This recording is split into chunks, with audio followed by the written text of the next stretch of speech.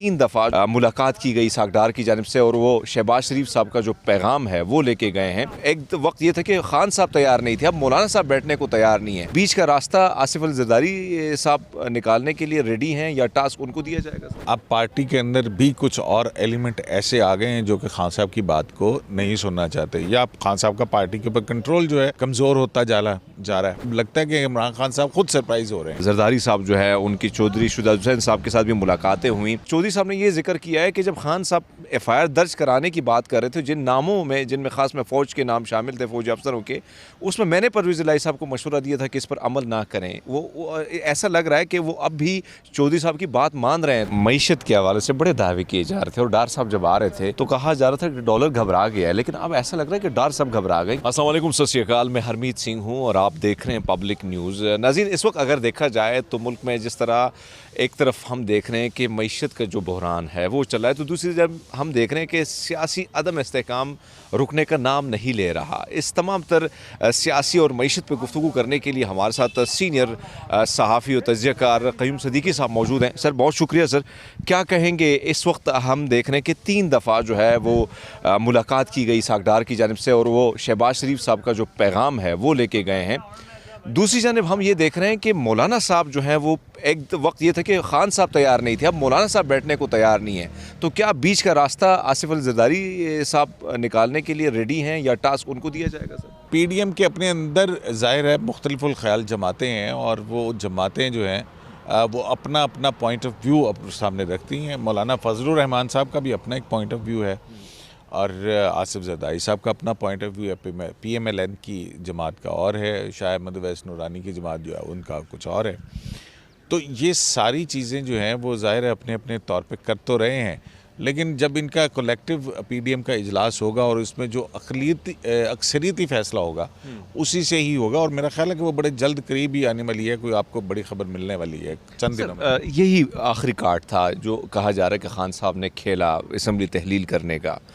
अब हम देख रहे हैं कि एक तरफ जो है परवेज़ इलाही साहब डटे हुए हैं, वो 4 महीने का वक्त मांग रहे हैं। दूसरी जानिब ये बातें भी गर्दिश कर रही हैं अगर खान साहब असम्बली को तहलील करते हैं तो वहाँ पे गिरफ्तारियाँ जो हैं या मुकदमे जो हैं वो बहुत सारे बने हुए हैं, खान साहब जो हैं उसमें गिरफ्तार हो सकते हैं। क्या यही वजह है कि इस मामला को डिले किए जा रहे हैं? इसका इन्फ्रेंस तो यही ड्रॉ होता है ना कि अब पार्टी के अंदर भी कुछ और एलिमेंट ऐसे आ गए हैं जो कि खान साहब की बात को नहीं सुनना चाहते, या खान साहब का पार्टी के ऊपर कंट्रोल जो है वो कमज़ोर होता जा रहा है। मशावरत वो हर जगह से कर रहे हैं कहा जाता है, लेकिन हैरतनाक बात ये थी कि ये सारे फ़ैसले जो हैं ये तो मुशावरत के बाद किए जाते हैं, तो वो लॉन्ग मार्च को एक सरप्राइज़ देने के हवाले से सरप्राइज़ तो आपने दे दिया, लेकिन अब लगता है कि इमरान खान साहब खुद सरप्राइज़ हो रहे हैं कि जिस किस्म का रिएक्शन आ रहा है। जैसे चौधरी परवेज़ इलाही साहब ने कहा, मोनस इलाही का जो स्टेटमेंट आया, मेरा ख्याल है कि सैनिटी तो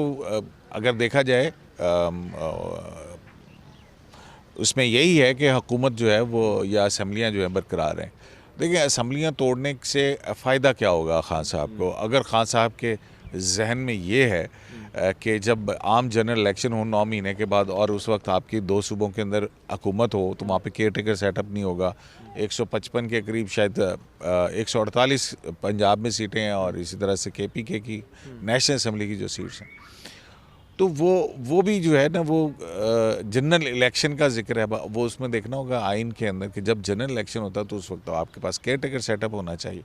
तो बहुत सारी चीज़ें जो मैटर ऑफ इंटरप्रिटेशन है जो कॉन्स्टिट्यूशन के मुताबिक। अभी इलेक्शन कमीशन ऑफ पाकिस्तान जो है, कल आपने सुनी लिया उनका कि वो डिजिटल वो जो मरदमशुमारी के हवाले से उनके कि अगर वो सेंसस कंप्लीट ना हो, और ये वो फैसला है जो कि CCI के अंदर इमरान खान साहब की हुकूमत में हुआ था।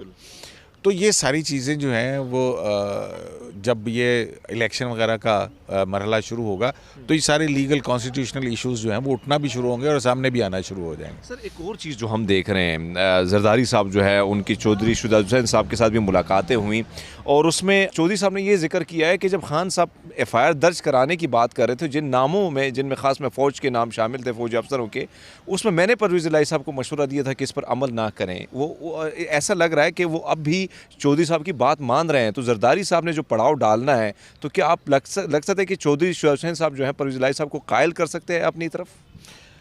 देखें, अगर काफ की स्ट्रेटजी को देखा जाए तो बड़ी बड़ी कामयाब किस्म की स्ट्रेटजी है वो। सेंटर के अंदर भी गवर्नमेंट में है, वो पंजाब हुकूमत तो उनके पास है, और एक जगह उनकी 10 नशिस्तें या 14 नशिस्तें, एक जगह 3 या 4 हैं। तो राब्ता तो उन दोनों के दरमियान है, लेकिन फ्रैक्शन किस हद तक है ये मैं नहीं कुछ कह सकता। लेकिन जो बातें हैं वो जाहिर है कि ये फ्रैक्शन की वजह भाई नहीं है आपस में, औलादें हैं। तो अब देखना ये है कि क्या बनता है। लेकिन काफ लीग को मेरा ख्याल है कि आसिफ जरदारी साहब के साथ एक कनेक्शन भी है। आखिरी सवाल आपसे करूंगा, मईशत के हवाले से बड़े दावे किए जा रहे थे, और डार साहब जब आ रहे थे तो कहा जा रहा था कि डॉलर घबरा गया है, लेकिन अब ऐसा लग रहा है कि डार साहब घबरा गए। मेरा ख्याल है कि जो पॉलिटिकल कैपिटल PMLN ने अपना इस गवर्नमेंट लेने के बाद लूज़ किया है, शायद मेरा ख्याल है कि वो बहुत बड़ी पॉलिटिकल कॉस्ट है, और उसकी वजह यही थी कि इकॉनमी को संभाला जाए। मिफ्ता साहब आए, उन्होंने अपने जो स्टेप्स लेने थे वो लिए। ज़ाहिर है वो एडवाइज़र के ओहदे के ऊपर एक मखसूस मुद्दत तक रह सकते, चले गए वो।